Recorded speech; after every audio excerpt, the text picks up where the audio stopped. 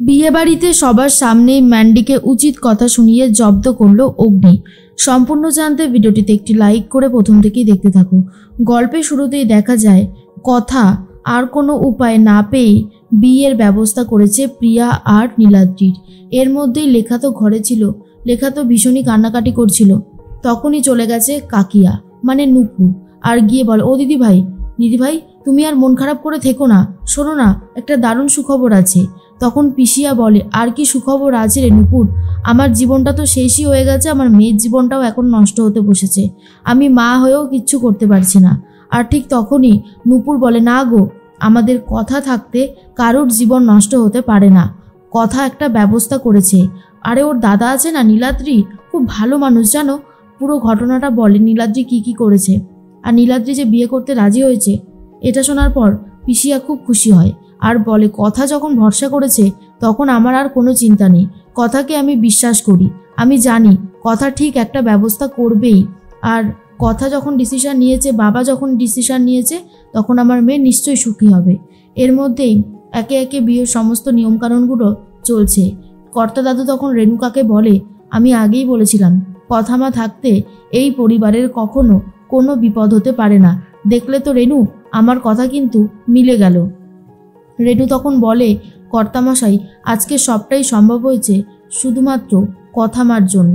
কথা মা যদি না থাকতো আমরা কিছুই বুঝে উঠতে পারতাম না আমাদের কি করতে হতো আর কি করতে হতো না। কথা মার জন্য এই পরিবারের মেয়ের সম্মান রক্ষা হয়েছে। কর্তা দাদু তখন বলে, ঠিক কথা বলেছ। এর মধ্যেই সিঁদুরদান রয়েছে আর সিঁদুরদান হতেই প্রিয়ার সাথে নীলাদ্রির বিয়েটা সম্পন্ন হয়। আর একে একে সবাই মিলে এরপর আশীর্বাদ করতে শুরু করলে তখনই চলে এসেছে অগ্নি এসে বলে, কি ব্যাপার বলতো প্র্যাটি, বিয়ে বাড়িটা এত ঠান্ডা লাগছে কেন? চল তো গিয়ে দেখি কি হলো। এরপর ভেতরে আসতেই প্রিয়া যখনই দেখেছে তার বিগ ব্রো চলে এসেছে, বিগ ব্রোকে কথাগুলো বলার জন্য এগিয়ে এসেছে। আর তখনই অগ্নি বলে, কি হয়েছে প্রিয়া, তুই এভাবে কাঁদছিস কেন, কি হয়েছে বল না? প্রিয়া তখন বলে, বিগ ব্রো, এই গোবর দেবী আমাকে যাত্রার সাথে বিয়ে দিয়ে আমার জীবনটা নষ্ট করে দিয়েছে। অগ্নি তখন বলে, কি বলছিসটা কি? এরপর এই কথা বলে, পাচক মশাই, আপনি একবার আমার কথাটা শুনুন। অগ্নি তখন বলে, বাহ বাহ, আর কথা তোকে আর কি বলবো, তোরা তো ইচ্ছে করে এই জিনিসটা করলি, কেন করলি বল? আমার বোনের জীবনটা নষ্ট করার অধিকার তোকে কে দিয়েছে? উত্তর দিচ্ছিস না কেন? কথা তখন বলে, পাচক মশাই, এসব আপনি কি বলছেন আর কেনই বা বলছেন? দেখুন, এগুলো বলবেন না। কথা তখন বারবার করে কথাকে বারবার অপমান করতে থাকলে আর কথা সত্যি কথাগুলো খুলে বলবে বলে ঠিক করেছিল অগ্নিকে। কিন্তু অগ্নি কোনো কথাই শুনতে চায় না আর বলে, আমি তোর কোনো কথা শুনবো না, আমাকে একদম বাধ্য করবি না, বুঝতে পেরেছিস? আর একটা কথা শোন, তোকে কে অধিকার দিয়েছিল আমার বোনের বিয়ের ব্যবস্থা করার? তখনই কথা বলে, আমি মা আনন্দীর কাছ থেকে নির্দেশ পেয়েছিলাম দাদা ভাইয়ের সাথে বিয়ে হলে প্রিয়া সুখী হবে। আপনি কেন বুঝতে পারছেন না? একটা মেয়ের কাছে লগ্নভ্রষ্টা হয়ে যাওয়া মানে সমাজ তাকে কখনো ভালো চোখে দেখে না। অগ্নি বলে, ভালো চোখে দেখে না কি খারাপ চোখে দেখে সেটা আমি তোর কাছ থেকে জানতে চাই না। যদি তেমনই হতো, ও আমার বোন, ও আমাদের বাড়িতেই থাকতো, অসুবিধার কি আছে? না, সেটা তো হবে না, তাহলে তো বড়দের ইগো স্যাটিসফাই হবে না, তাই না? এর মধ্যেই চলে এসেছে লেখা আর বলে, অগ্নি, আমি তোর বিরুদ্ধে কখনো যাইনি, কিন্তু এখন যেতে বাধ্য হচ্ছি। তুই বাবার সাথে এইভাবে কথা বলিস না। আজকে তোর বোন যেটা করেছে সেটা কি কম অন্যায়ের কথা? এইচওএফ বলে, এটাই ওকে বোঝাও।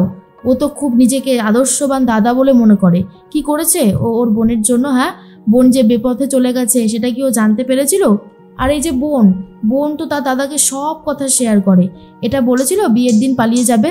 আর এসব শোনার পরেই তখন বুঝতে পারছে না কি বলবে অগ্নি আর বলে, আপনারা আর একটা কথাও বলবেন না। আমার যেমন জীবনটা নষ্ট হয়ে গেছে এই বিয়ে করে, এখন প্রিয়ার জীবনটাও নষ্ট হতে বসেছে। তার মধ্যেই চলে এসেছে নীলাদ্রি আর বলে, অগ্নিব, আমি আপনার সাথে কিছু কথা বলতে চাই। জানি এই বিয়ের মতন একটা সিচুয়েশান এইভাবে হুট করে হয়ে গেলে যে কোনো কারোরই রাগ হবে, কিন্তু আপনি আমার একবার কথাটা শুনুন। আশা করি আপনি বুঝতে পারবেন সমস্তটা। দেখুন, আমিও তো বাড়িতে জানাইনি কিছু, বিয়েটা আমিও করেছি। আশা করি আমি আপনার বোনকে সুখে রাখতে পারবো, আমার ওপর একটু ভরসা রাখুন। তখনই ম্যান্ডি বলে, এই সব কিছু হয়েছে গোবর দেবীর জন্য, ওকে উচিত শিক্ষা দেওয়াটা দরকার। এরপরে কথাকে এইভাবে অপমান করলে অগ্নি তখন বলে, শোন ম্যান্ডি, তুই চুপ কর, তুই এর মধ্যে একদম আসবি না। ফ্যামিলির ম্যাটারে তুই কেন ঢুকছিস? আমি তোর কাছ থেকে আর একটা কথাও শুনতে চাই না। ম্যান্ডিকে টাইট দিতেই খুশি হয়ে যায় অনেকেই, আর তখন ম্যান্ডি কিছু কথা বলতে পারে না। প্রত্যয় তখন বলে, দেখ বিগ ব্রো, শুধুমাত্র এরকম বললে হবে না, ব্যাপারটা বুঝতে হবে, আমাদের পরিবারের সম্মান ব্যাপার বলে কথা। কিন্তু আক্কি বলে, বাট প্রিয়ার ব্যাপারটাও তো বুঝতে হবে। এত তাড়াতাড়ি একটা অজানা ছেলের সাথে বিয়ে হয়ে গেলে প্রিয়ার মনটা কতটা খারাপ হবে বুঝতে পারছিস তো?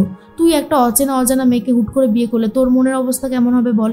প্রত্যয় বলে, জানি কেমন হবে, কিন্তু এখন তো আর কোনো উপায় নেই, তাই আমাদেরকে ধৈর্য ধরতেই হবে। আর তার মধ্যেই কর্তা দাদু তখন অগ্নিকে বলে, শোনো অগ্নিব, তুমি এইভাবে কথা বলতে পারো না, কোনো অধিকার নেই তোমার।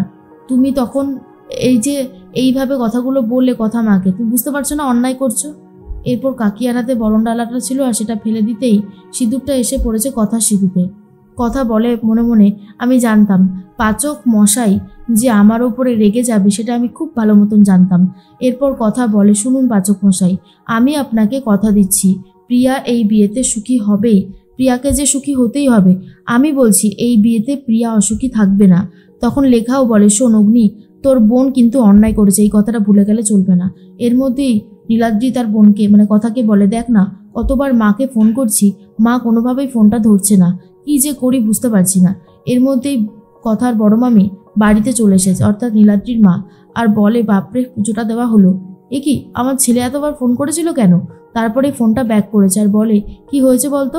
তখনই কথা বলে, শোনো না বড় মামি, তোমার সাথে কিছু দরকারি কথা আছে, তুমি এক্ষুনি আমার শ্বশুরবাড়িতে চলে এসো, আমি তোমাকে গাড়ি পাঠিয়ে দিচ্ছি, তুমি তাড়াতাড়ি চলে এসো। তখন বড় মামি বলে, কেন রে, সব ঠিক আছে তো, কোনো বিপদ আপদ হয়নি তো? কথা তখন বলে, না না তেমন কিছু হয়নি, তুমি আস্তে আস্তে এসো, আমি গাড়ি পাঠিয়ে দিচ্ছি। এরপর কথা গাড়ি পাঠিয়ে দেওয়ার ব্যবস্থা করে। অন্যদিকে জুনি বলে, সত্যি একটা বড়সড় মিস্টেক হয়ে গেছে রে কথা, অগ্নিদা তো তোর ওপরে খুবই রেগে গেছে।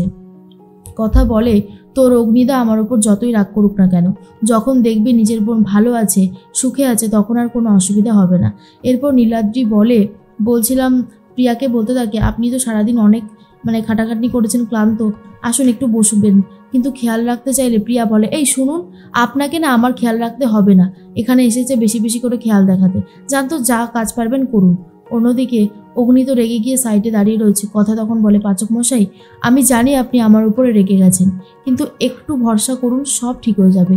আর আপনি যদি এতটা রাগারাগি করতে থাকেন তাহলে কিন্তু কিছুই ঠিক হবে না, উল্টে ঝামেলা আরও বাড়বে, সেটা হলে কি ভালো লাগবে আপনার? তখন অগ্নি বলে, আমি আর কিছু ভাবতে পারছি না, তুই যেই অন্যায় করেছিস সেই অন্যায়ের শাস্তি তুই একদিন পাবি। কিন্তু প্রত্যয় তখন বলে, কথা তুমি নিজেকে সামলাও, বিগ ব্রো যেটা করছে অন্যায় করছে, বিগ ব্রো ঠিকই একদিন বুঝতে পারবে, তুমি একদম চিন্তা করো না। আর কথার মনটাও অনেক বেশি খারাপ হয়ে যায়।